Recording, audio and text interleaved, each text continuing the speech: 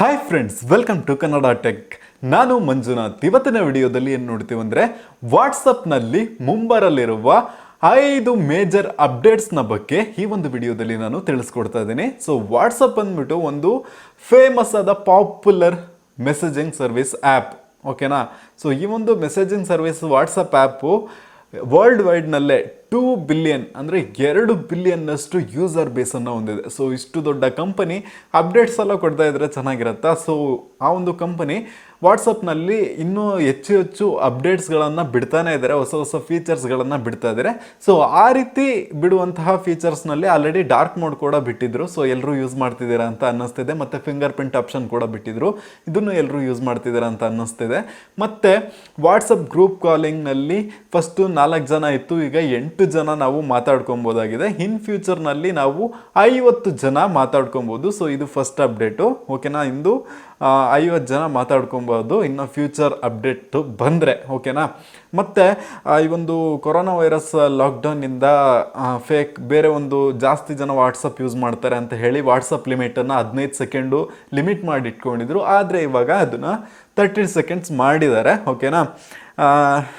ಯಾಕಂದರೆ ಸುಮಾರು ಟ್ರಾಫಿಕ್ ಬರುತ್ತಲ್ವ, ಅದು ವಾಟ್ಸಪ್ ಸರ್ವರ್ ಹ್ಯಾಂಗ್ ಆಗಿಬಿಡುತ್ತೆ. ಸೊ ಅದಕ್ಕೋಸ್ಕರ ಈ ರೀತಿ ಲಿಮಿಟನ್ನು ಹಾಕಿದ್ರು, ಈಗ ತೆಗ್ದಿದ್ದಾರೆ. ಮತ್ತು ಏನಪ್ಪ ಮಾಡ್ತಾ ಇದ್ದಾರೆ ಅಂದರೆ, ಈಗ ವಾಟ್ಸಪ್ನ ಫಾರ್ವರ್ಡ್ ಮೆಸೇಜ್ ಯಾವುದಾದ್ರೂ ಬಂದರೆ ನಮಗೆ ಅದನ್ನು ನಾವು ಬೇರೆಯವರಿಗೆ ಫಾರ್ವರ್ಡ್ ಮಾಡುವಾಗ 5 ಜನ ಮಾತ್ರ ಲಿಮಿಟನ್ನು ಈಗ ಇಟ್ಟಿದ್ದಾರೆ. ಆದರೆ ಇನ್ ಫ್ಯೂಚರ್ನಲ್ಲಿ ಅದು ಬರೀ 1 ಜನಕ್ಕೆ ಮಾತ್ರ ನಾವು ಆ ಒಂದು ಫಾರ್ವರ್ಡೆಡ್ ಮೆಸೇಜನ್ನು ಫಾರ್ವರ್ಡ್ ಮಾಡೋಕ್ಕೆ ಸಾಧ್ಯ. ಸೊ ಈ ರೀತಿ ಒಂದು ಅಪ್ಡೇಟನ್ನು ಕೂಡ ಕೊಡ್ತಾರೆ. ಸೊ ಕೇರ್ಫುಲ್ ಆಗಿರಿ. ಸೊ ವಾಟ್ಸಪ್ಪಿಂದ ನೆಕ್ಸ್ಟ್ ಅಪ್ಡೇಟ್ ಏನಂತ ನೋಡಿದ್ರೆ, ನಾವು ಇವಾಗ ಸದ್ಯಕ್ಕೆ ಒಂದೇ ಒಂದು ಮೊಬೈಲ್ನಲ್ಲಿ ವಾಟ್ಸಪ್ಪನ್ನು ಲಾಗಿನ್ ಮಾಡಿ ಇಟ್ಕೊಬೋದು. ನಾವು ಬೇರೆ ಒಂದು ಮೊಬೈಲ್ನಲ್ಲಿ ನಮ್ಮ ಒಂದು ವಾಟ್ಸಪ್ ಅಕೌಂಟನ್ನು ಲಾಗಿನ್ ಮಾಡೋಕ್ಕೆ ಹೋದರೆ ಈ ಒಂದು ಮೊಬೈಲ್ನಲ್ಲಿ ವಾಟ್ಸಪ್ ಲಾಗೌಟ್ ಆಗಿಬಿಡುತ್ತೆ. ಸೊ ಈ ಒಂದು ಮೊಬೈಲ್ನಲ್ಲಿ ವಾಟ್ಸಪ್ ಯೂಸ್ ಮಾಡೋಕ್ಕಾಗಲ್ಲ. ಆದರೆ ಮುಂಬರುವ ಅಪ್ಡೇಟಲ್ಲಿ ಈ ಮೊಬೈಲಲ್ಲೂ ವಾಟ್ಸಪ್ ಯೂಸ್ ಮಾಡ್ಬೋದು, ಬೇರೆ ಮೊಬೈಲ್ನಲ್ಲೂ ವಾಟ್ಸಪ್ ಯೂಸ್ ಮಾಡ್ಬೋದು, ಇನ್ನೊಂದು ಮೊಬೈಲ್ನಲ್ಲೂ ವಾಟ್ಸಪ್ ಯೂಸ್ ಮಾಡ್ಬೋದು. ಸೊ ಈ ರೀತಿ ಆಪ್ಷನನ್ನು ಮುಂಬರುವ ದಿನಗಳಲ್ಲಿ ವಾಟ್ಸಪ್ ಕಂಪನಿಯವರು ರಿಲೀಸ್ ಮಾಡಲಿದ್ದಾರೆ. ಸೊ ವೆಯ್ಟ್ ಮಾಡಿ ನೋಡೋಣ. ಸೊ ಈ ರೀತಿ ಎಲ್ಲ ಬಂದರೆ ನಮಗೆ ತುಂಬಾ ಪ್ರಾಬ್ಲಮ್ ಇರುತ್ತೆ. ಆಲ್ರೆಡಿ ತುಂಬ ಪ್ರೈವಸಿ ಇಶ್ಯೂಸ್ ನಡೀತಿದೆ. ನಮಗೆ ಗೊತ್ತಿಲ್ಲದೇ ಬೇರೆಯವ್ರು ಲಾಗಿನ್ ಮಾಡಿ ಇಟ್ಕೊಂಡಿದ್ರೆ ನಮ್ಮ ಅಕೌಂಟನ್ನು ತುಂಬ ಕಷ್ಟ ಅಲ್ವಾ? ಸೊ ಈ ರೀತಿ ಎಲ್ಲ ಅಪ್ಡೇಟ್ ಕೊಡದೇ ಇರೋದೇ ಒಳ್ಳೆಯದು ಅಂತ ನನ್ನ ಒಂದು ಅಭಿಪ್ರಾಯ. ವಾಟ್ಸಪ್ನ ನೆಕ್ಸ್ಟ್ ಅಪ್ಡೇಟ್ ಯಾವುದಂತ ನೋಡಿದ್ರೆ QR ಕೋಡ್ ಸ್ಕ್ಯಾನಿಂಗ್ ಅಂತ. ಸೊ ಏನಪ್ಪ ಅಂತ ನೋಡಿದ್ರೆ, ಈಗ ಹೊಸದಾಗಿ ಒಬ್ಬ ಫ್ರೆಂಡ್ ಸಿಕ್ಕಿದಾನೆ, ಅವರಿಗೆ ನಮ್ಮ ಒಂದು ವಾಟ್ಸಪ್ ನಂಬರನ್ನು ಕೊಡಬೇಕಂದ್ರೆ ನಾವು ಅವರಿಗೆ ನಮ್ಮ ಒಂದು ನಂಬರನ್ನು ಹೇಳಿ ಆಮೇಲೆ ಅವ್ರು ಸೇವ್ ಮಾಡಿಕೊಂಡು ಇದೆಲ್ಲ ಮಾಡೋದಕ್ಕಿಂತ ವಾಟ್ಸಪ್ಪಲ್ಲಿ ಒಂದು QR ಕೋಡನ್ನು ನಮ್ಮ ಒಂದು ಪ್ರೊಫೈಲ್ನಲ್ಲಿ ಕೊಟ್ಬಿಡ್ತಾರೆ. ಸೊ ಇನ್ನೊಬ್ಬರು ಅದೇನು ನಾವು ಶೇರಿಟ್ನಲ್ಲಿ QR ಕೋಡ್ ಸ್ಕ್ಯಾನ್ ಮಾಡ್ತೀವೋ ಅದೇ ರೀತಿ ಸ್ಕ್ಯಾನ್ ಮಾಡಿಬಿಟ್ರೆ ನಮ್ಮ ಒಂದು ಕಾಂಟ್ಯಾಕ್ಟ್ ಅವರ ಒಂದು ಮೊಬೈಲ್ನಲ್ಲಿ ಆ್ಯಡ್ ಆಗಿಬಿಡುತ್ತೆ. ಸೊ ಅವರು ಈಸಿಯಾಗಿ ನಮಗೆ ಮೆಸೇಜನ್ನು ಮಾಡ್ಕೊಬೋದು ಅಥವಾ ಈಸಿಯಾಗಿ ಕಾಂಟ್ಯಾಕ್ಟನ್ನು ಸೇವ್ ಮಾಡ್ಕೊಬೋದು. ಈ ರೀತಿ ಒಂದು ಅಪ್ಡೇಟನ್ನು ಆಲ್ರೆಡಿ ಬೀಟಾ ಯೂಸರ್ಸ್ಗೆ ಬಿಟ್ಟಿದ್ದಾರೆ. ಸೊ ನಾನು ಅದನ್ನು ಯೂಸ್ ಮಾಡ್ತಾ ಇದ್ದೀನಿ. ಬಟ್ ನನಗೆ ಹೊಸ ಫ್ರೆಂಡ್ಸ್ ಯಾರೂ ಸಿಕ್ಕಿಲ್ಲ ನನ್ನ ಕೋಡನ್ನು ಸ್ಕ್ಯಾನ್ ಮಾಡಿಸಿ ನಂಬರನ್ನು ಸೇವ್ ಮಾಡಿಸ್ಲಿಕ್ಕೆ. ಬೇರಾದರೂ ಬಿಸ್ನೆಸ್ ಪರ್ಪಸ್ಸಿಗೋಸ್ಕರ ಇದೆಲ್ಲ ಯೂಸ್ ಆಗ್ಬೋದು. ನನಗಂತೂ ಇದುವರೆಗೂ ಯೂಸ್ ಆಗಿಲ್ಲ. ನಿಮಗೆ ಯೂಸ್ ಆಗಿದೆಯೋ ಇಲ್ಲ ಅಂತ ತಿಳಿಸಿ.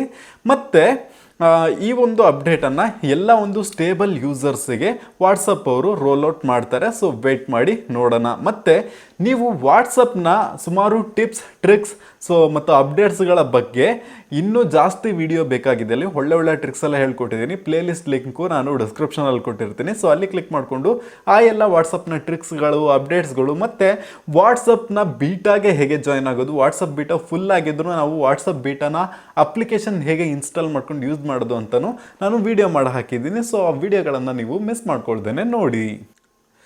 ಸೊ ವಾಟ್ಸಪ್ನಲ್ಲಿ ಮುಂಬರುವ ಇನ್ನೊಂದು ಅಪ್ಡೇಟ್ ಏನಪ್ಪ ಅಂತ ನೋಡಿದ್ರೆ, ಸೆಲ್ಫ್ ಡಿಸ್ಟ್ರಕ್ಟಿಂಗ್ ಮೆಸೇಜಸ್. ಏನಪ್ಪ ಇದು ಸೆಲ್ಫ್ ಡಿಸ್ಟ್ರಕ್ಷನ್ ಅಂತ ನೋಡಿದ್ರೆ, ಹೌದು, ಇವಾಗ ನೀವು ವಾಟ್ಸಪ್ ಸ್ಟೇಟಸನ್ನು ಇಡ್ತಾ ಇದ್ದೀರಾ, ಅದನ್ನು ಇಟ್ಟಿದ ಮೇಲೆ 24 ಅವರ್ಸ್ ಆದಮೇಲೆ ಅದು ಆಟೋಮೆಟಿಕ್ಕಾಗಿ ಡಿಲೀಟ್ ಆಗಿಬಿಡುತ್ತೆ. ಅದೇ ಥರ ನಾವು ವಾಟ್ಸಪ್ನಲ್ಲಿ ಏನೇ ಒಂದು ಯಾರಿಗೆ ಮೆಸೇಜ್ ಕಳಿಸುವಾಗ ಇಂತಿಷ್ಟು ಟೈಮ್ ಅಂತ ಫಿಕ್ಸ್ ಮಾಡಿ ಕಳಿಸ್ಬಿಟ್ರೆ ಆ ಒಂದು ಮೆಸೇಜ್ ಹೋಗುತ್ತೆ. ಆ ಟೈಮ್ ಮುಗಿದ್ಮೇಲೆ ಆ ಒಂದು ಮೆಸೇಜ್ ಆಟೋಮೆಟಿಕ್ಕಾಗಿ ಡಿಲೀಟ್ ಆಗಿಬಿಡುತ್ತೆ. ಆ ಒಂದು ನೀವು ಮೆಸೇಜನ್ನು ಕಳಿಸಿದ್ದೀರಾ ಅಂತ ಗೊತ್ತೇ ಆಗಲ್ಲ. ಸೊ ಇದು ಈ ರೀತಿ ಮೆಸೇಜ್ ಏನಕ್ಕೆ ಯೂಸ್ ಆಗುತ್ತೆ ಅಂತ ನನಗೆ ಗೊತ್ತಿಲ್ಲ. ಡಿಲೀಟ್ ಫಾರ್ ಎವ್ರಿವನ್ ಎಲ್ರಿಗೂ ಯೂಸ್ ಆಗುತ್ತೆ. ಈ ಮೆಸೇಜ್ನಿಂದ ಏನು ಯೂಸ್ಫುಲ್ ಅಂತ ನನಗಂತೂ ಗೊತ್ತಿಲ್ಲ. ಸೊ ಈ ರೀತಿ ಒಂದು ಅಪ್ಡೇಟನ್ನು ಫ್ಯೂಚರ್ನಲ್ಲಿ ಬಿಡ್ತಾ ಇದ್ದಾರೆ. ಸೊ ವೇಟ್ ಮಾಡಿ ನೋಡೋಣ ಹೇಗಿರುತ್ತೆ ಅಂತ. ಸೊ ವಾಟ್ಸಪ್ನಲ್ಲಿ ಮುಂಬರುವ ಇನ್ನೊಂದು ಅಪ್ಡೇಟ್ ಯಾವನಪ್ಪ ಅಂತ ನೋಡಿದ್ರೆ ಇನ್ ಆ್ಯಪ್ ಬ್ರೌಸರ್. ಅಂದರೆ ವಾಟ್ಸಪ್ನಲ್ಲೇ ನಮಗೆ ಬ್ರೌಸರ್ ಇರುತ್ತೆ, ಇನ್ನೊಂದು ಬ್ರೌಸರ್ ಅವಶ್ಯಕತೆ ಇಲ್ಲ.